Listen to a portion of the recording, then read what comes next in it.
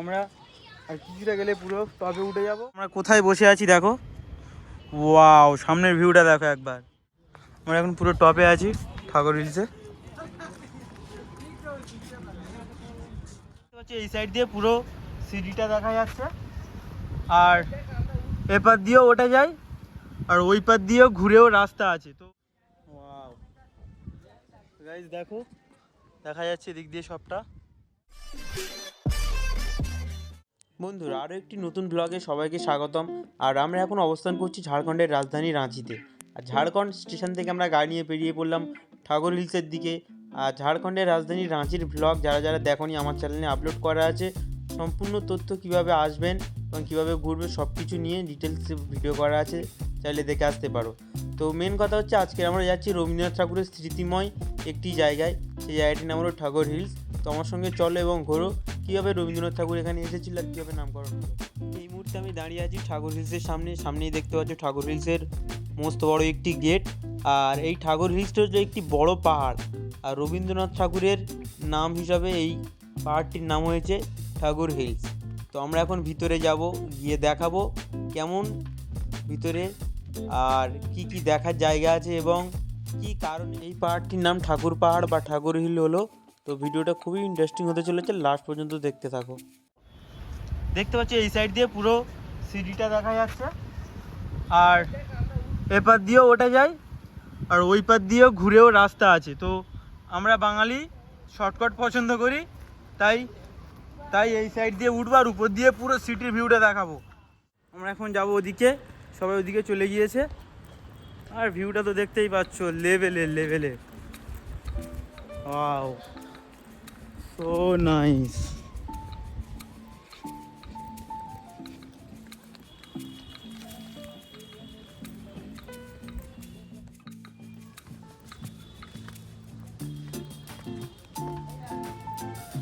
Wow guys দেখো, দেখা যাচ্ছে এদিক দিয়ে সবটা।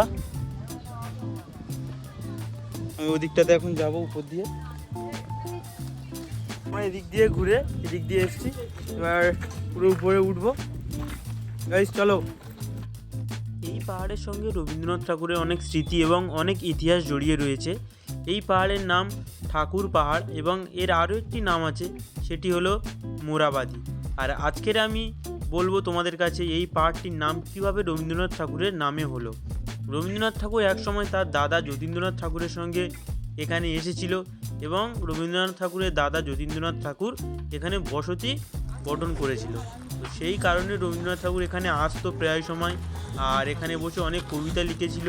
আর রবীন্দ্রনাথ ঠাকুরের খুব পছন্দের জায়গা ছিল এই পাহাড়টি, তাই এখানকার যে তখন ব্রিটিশ সরকার ছিল, রবীন্দ্রনাথ ঠাকুরের নামে নাম করে দিয়েছিল ঠাকুর হিলস। তো আমরা এখন এই পাহাড়ের উচ্চতা এবং এই পাহাড়ের সৌন্দর্য নিয়ে কথা বলবো। এই পাহাড়ের উচ্চতা হলো টোটাল 900 ফুট, যেটা সিঁড়ি বেয়ে ছাড়া ওটা অসম্ভব। চারিদিকে খাড়াই পাহাড়, আর তার মাঝখান দিয়ে সিমেন্টের বাঁধানো রাস্তা, দেখতেই পাচ্ছ তোমরা সিঁড়ি। উঠে যাব, ওয়াও ভিউটা দেখো গাইস, লেভেলের ভিউ না? তো আমরা আর কিছুটা গেলে উপরে উঠে যাব।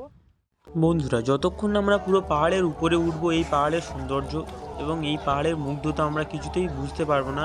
এটি পুরো রাঁচি শহরের মাঝখানেই বলতে পারো, একটা শহরের মাঝখানে এত সুন্দর একটি পাহাড়, মানে প্রকৃতির মাঝে কত সুন্দর একটা ব্যাপার। তো আমরা আস্তে আস্তে উপরের দিকে চলে যাচ্ছি, দেখতে পাচ্ছ।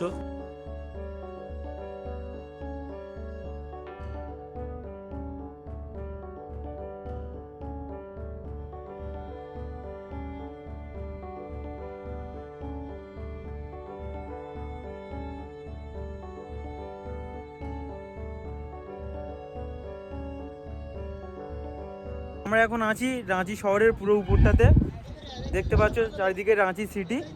আর এটা হচ্ছে গিয়ে ঠাকুর হিলস। এখানে রবীন্দ্রনাথ ঠাকুর বসে কবিতা লিখেছিল, তো এই জায়গাটির নাম করা হয়েছে ঠাকুর হিলস। তো দেখতে পাচ্ছ খুব সুন্দর দৃশ্য, চারিদিকটা আমি ঘুরে ঘুরে দেখাচ্ছি। দেখো অসাম লাগছে, একদম অসাম। দেখো সবাই।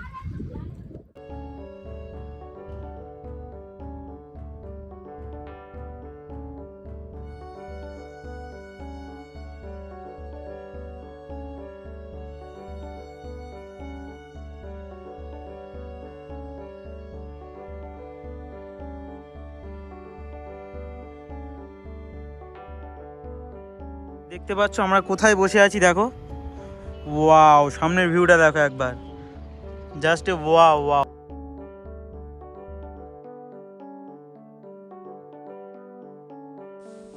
এই যে ঠাকুর হিলস এবং রবীন্দ্রনাথ ঠাকুরের স্মৃতিময় জায়গা, কেমন লাগছে অবশ্যই কমেন্ট করে বলবে।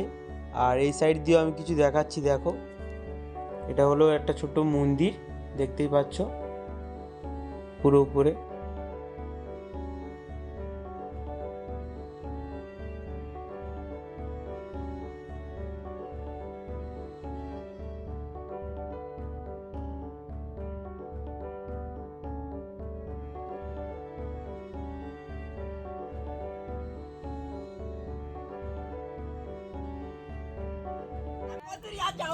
हम आ गए पहाड़ में। বন্ধুরা, কেমন লাগলো ব্লগটি অবশ্যই কমেন্ট করে জানাবে। আর এখানে রবীন্দ্রনাথ ঠাকুরের কিছু স্মৃতি আছে এই ঘরগুলোর মধ্যে, সামনেই দেখতে পাচ্ছ। কিন্তু এই ঘরগুলো খোলে না, জানি না, হয়তো রবীন্দ্রনাথ ঠাকুরের জন্মদিনে খুলতে পারে, সঠিক জানা নেই আমার। তো রবীন্দ্রনাথ ঠাকুরের স্মৃতিময় এই জায়গাটি কেমন লাগলো অবশ্যই কমেন্ট করে বলবে। তো দেখা হবে পরবর্তী ব্লগে। সুস্থ থেকো, ভালো থেকো।